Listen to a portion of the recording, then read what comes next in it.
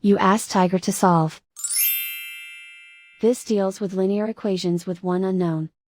The final result is x equals 6. Let's solve it step by step. Group all constants on the right side of the equation. Subtract 3 from both sides. Simplify the arithmetic.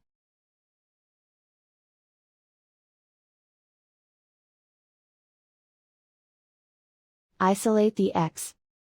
Divide both sides by 2. Simplify the fraction. Find the greatest common factor of the numerator and denominator. Factor out and cancel the greatest common factor.